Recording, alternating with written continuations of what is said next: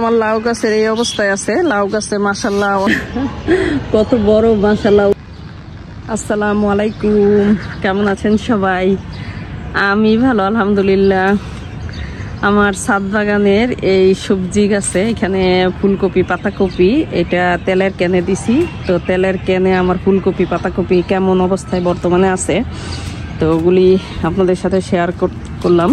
তো আমার ফুলকপি গাছ এই মাশাআল্লাহ মানে খুব দ্রুত মনে হইতেছে যে বড় হয়ে গেছে। তো এগুলি এত পাতা নরম থাকে, একটু আসা যাওয়ায় ধাক্কা লাগলেই পাতা ভেঙে যায়। এই যে এগুলি আসা যাওয়ায় ধাক্কা লাগলেই এইরকম পাতা ভেঙে যায়। আর এইখানে পাতাকপি, আর এগুলির স্পেস অনেক বেড়ে গেছে, চাপাচাপি লাগতেছে দেখতে। তো এগুলি সব মানে ছড়ায় মানে দূরে দূরে করে দিব। এগুলি খুব দ্রুত মাশাআল্লাহ বেড়ে গিয়ে একদম চাপাচাপি হয়ে গেছে। এগুলির স্পেস দিতে হবে, আরও মানে দূরে দূরে সরাই দিতে হবে। তো পাতাকপি এইদিকে আর এইদিকে ফুলকপি। আর এই ক্যানে কোনোভাবেই মানে রাসায়নিক কোনো কিছু দেওয়া সম্ভব না। এই যে আমি নিজেই দেখতেই পারতেছি না, আসলে এটার গোড়াটাও দেখা সম্ভব না, যে এখানে রাসায়নিক কিছু দেওয়াও সম্ভব না। আর পাতা পট পট করে ভেঙে যায়। এই জন্য সব লিকুইড খাবার, যেগুলি সবজি পচা পানি, খোল পচা পানি, ওগুলি দিতে হয়। এগুলি ছাড়া কোনো বিকল্প নাই এখানে, আর অন্য কোনো বিকল্প কোনো ব্যবস্থা করা যায় না। এই যে তেলের ক্যান, আমি একটা দেখাই আপনাদের সবাইয়া। এই যে তেলের ক্যান, এটার ভিতরে হাত ঢুকানোই মুশকিল।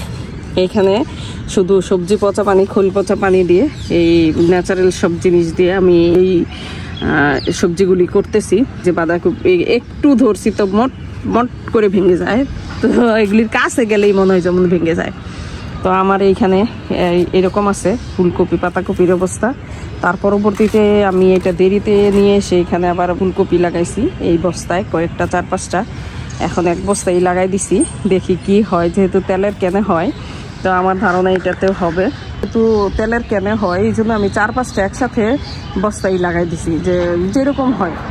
এখন দেখি কীরকম হয়। এইখান থেকে ভিডিও করার সময় আমার চোখটা পড়ে গেছে ওই যে ওইদিকে, এই যে এইখানে কত বড় মাশাআল্লাহ উস্তা লাল হয়ে আছে। একটু দূরে ওইটা নিতে আমার একটু সমস্যা, মানে ভিতরে গিয়ে এটা নিয়ে আসতে হবে। তো আলহামদুলিল্লাহ কি সুন্দর লাগতেছে দেখতে, কালারটা সেই ফাইন লাগতেছে এখানে মাশাআল্লাহ। আর আমার হাতেই আসতেছে না, একটু দূরে হয়ে গেছে।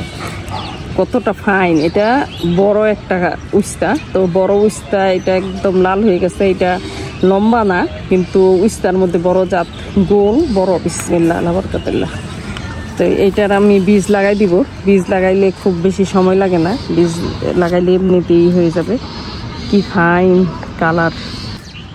এখানে আমার লাউ গাছের এই অবস্থায় আছে। লাউ গাছে মাশাআল্লাহ অনেক বড় বড় পাতা, নিচে এরকম মানে অনেক ঘন হয়েছে।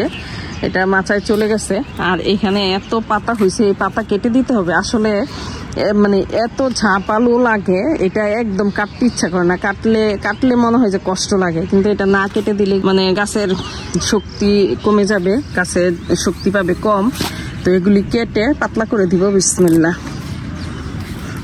আমার খুবই খারাপ লাগে এই গাছকে নেড়া করে দিতে, কিন্তু না করে উপায় নাই। এখন না করে দিলে গাছের শক্তি কমে যায়, গাছের গোড়া চিকন হয়ে যায়। তো এখানে এগুলি কেটে দিয়ে, আর মোটা মোটা হেলদি পাতা এগুলি সব মাশাআল্লাহ। আবার অনেক বেশি গাছ যদি অনেক বেশি হেলদি হয়ে যায় তাহলে ফলন ধরে না, তো ফলন কম ধরে। তো এইটাতে কি করবে জানি না, ধরবে কি ধরবে না। বিসমিল্লাহ। আমি গাছটা পুরা নেড়া করে দিচ্ছি একদম। দেখাই যায় না এতদিন। এই যে গাছের গোড়া মানে শিকড় দেখা যাইতেছে, এটাতে মাটি দিতে হবে, মাটি দিয়ে শিকড়টা ঢেকে দিতে হবে।